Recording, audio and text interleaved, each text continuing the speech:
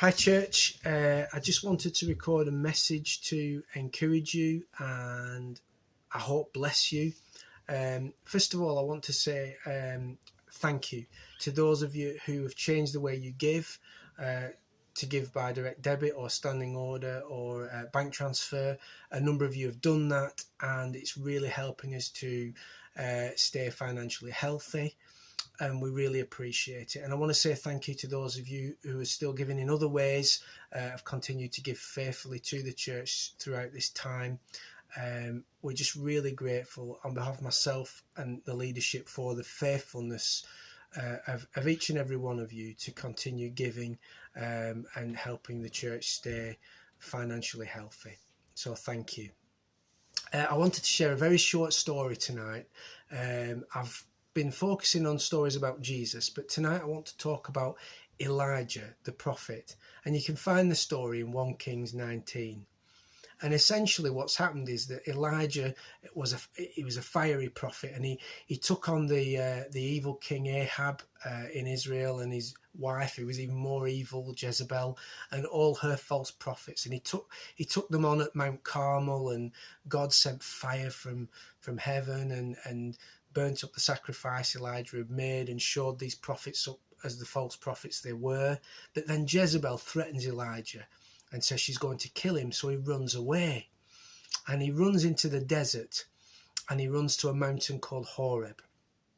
And he finds a cave in this mountain, and this mountain's called the Mountain of God. So Elijah is seeking God, but he's still hiding away.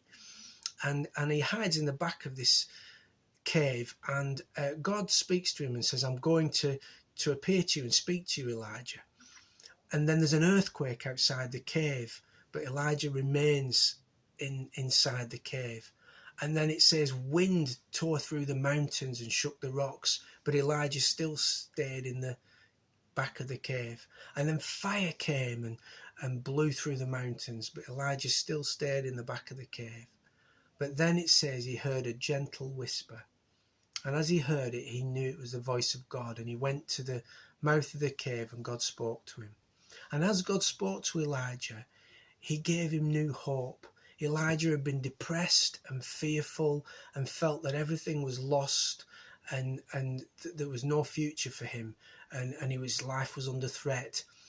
But you know, God spoke to him and gave him a new vision and gave him new hope and told him about what his future would be and who his successor would be and what his ministry in the coming years would be. And God put him back on his feet and breathed new life and new hope into him.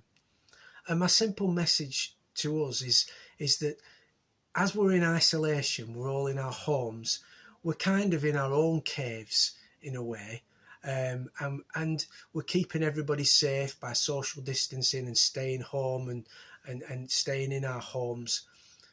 But in this time, in our caves, we can hear the gentle, still, small voice of God speaking to us. We can take time to do that because God wants to give us new vision, a new hope for the future, and a new purpose for the future and for what we will do and what he will do with us. So I just wanted to really encourage you in this time to say that while we're in isolation, God can speak to us.